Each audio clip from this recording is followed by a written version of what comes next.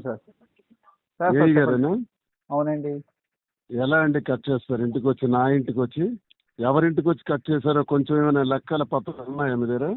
Madam గారికి 4-5 సార్లు చెప్పాను సార్. నా ఇంటికి వచ్చి, ఒక ఎమ్మెల్సీ ఇంటికి వచ్చి నువ్వు కట్ చేసావంటే నీకు ఎంత ధైర్యం అబ్బా? నీకు ఒక 40-50 కనెక్షన్స్ ఇస్తాను, దమ్ముంటే వెళ్ళి కట్ చేయి. ఇప్పుడు ఇస్తాను ఇమీడియట్ గా. డ్యూ పేమెంట్స్ చాలా ఉన్నాయి, ఎలక్ట్రికల్ బిల్స్ పెండింగ్ ఉన్నాయి, నేను ఇస్తాను టెక్కల్లోనే. ఎన్ని రైస్ మిల్స్ ఉన్నాయి, ఎంతమంది ఉన్నాయి, దమ్ముంటే వెళ్ళి కట్ చేయి చూస్తాను.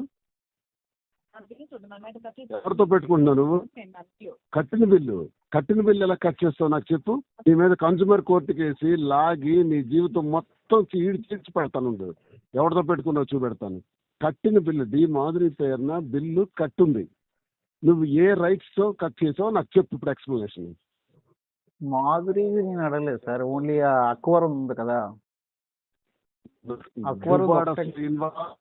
శ్రీనివాస్ ఇంటికి ఏదైతే ఇల్లు ఉందో ఆ ఇంటికి డి మాధురి పేరున కరెంటు బిల్లు పేమెంట్ అయిపోయి వారం రోజులు అయింది.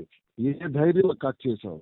నీ కోర్టుకు లాగుతాను, నీ ఉద్యోగానికి నరకం చూపెడతాను. నీవేదో తెలుగుదేశం వాడు అయి ఉండొచ్చి ఇక్కడ నా మీద, నా ఇంటి మీదకి వచ్చావు. ఎంత ధైర్యం నీకు?